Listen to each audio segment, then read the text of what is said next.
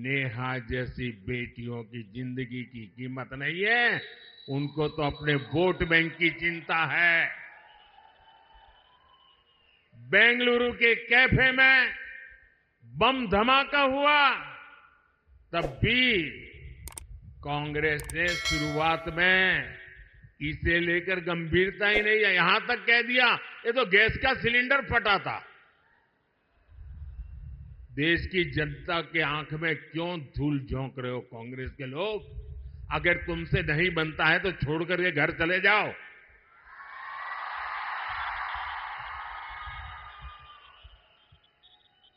यही वही कांग्रेस के जो है जिसने वोट के लिए पीएफआई, जो आतंकवाद को पनाह देने वाला देश विरोधी संगठन, जिस पर मोदी सरकार ने प्रतिबंध लगा दिया है, ऐसे पीएफआई आतंकी संगठन का चुनाव में मदद करने के लिए, उनकी मदद लेने के लिए, वायनाड में एक सीट जीतने के लिए आप उसको सरेंडर कर रहे हो, उनके कारनामों का बचाव कर रहे हो।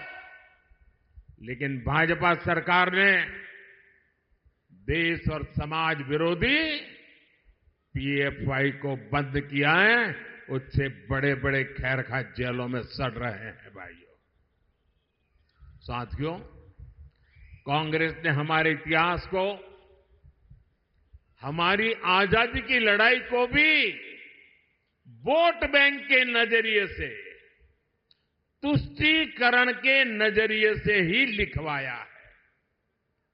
और आज भी ये कांग्रेस के शहजादे उसी पाप को आगे बढ़ा रहे हैं। आपने कांग्रेस के शहजादे का एक ताजा बयान जरूर सुना होगा। ये शहजादे का कहना है कि भारत के राजा, भारत के महाराजा ये अत्याचारी थे, ये गरीबों की जमीन छीन लेते थे, जब मर्जी पड़े तब उनका सब हड़प कर लेते थे। कांग्रेस के शहजादे ने छत्रपति शिवाजी महाराज, कित्तूर की रानी चिन्नम्मा जैसे महान व्यक्तित्व का अपमान किया है। इनका सुशासन, इनकी देशभक्ति आज भी हम सभी को प्रेरित करती है। जरा शहजादे को पता है क्या मैसूरू राजघराने का योगदान? उनको याद नहीं रहा। मैसूरू राजघराने को आज पूरा देश गर्व के साथ देखता है कि नहीं देखता है। साथियों, कांग्रेस के शहजादे का बयान सोच समझकर वोट बैंक की राजनीति करने के लिए, तुष्टीकरण के लिए दिया गया बयान है। याद रखिए, शाहजादे ने राजा महाराजा को बुरा भला कह दिया, उनकी तो आलोचना कर दी, लेकिन भारत के इतिहास में जो अत्याचार नवाबों ने किए, निजामों ने किए, सुल्तानों ने किए, बादशाहों ने किए, उसकी बात पर तो शाहजादे के मुंह पर ताला लग जाता है, बोलती बंद हो जाती है और राजा महाराजाओं को गालियां दे रहे हो, उनको अपमानित करते हो।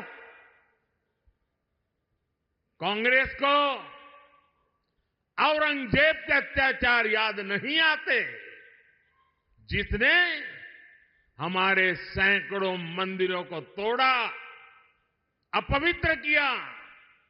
कांग्रेस तो औरंगजेब का गुणगान करने वाली पार्टियों के साथ खुशी से गठबंधन करती है। इनको वो लोग याद नहीं आते जिन्होंने देश भर में हमारे तीर्थों को तहस नहस किया, लूटपाट की, हत्याएं की, गौ हत्याएं की। इनको वो नवाब याद नहीं आए जिन्होंने भारत के विभाजन में बहुत बड़ी भूमिका निभाई।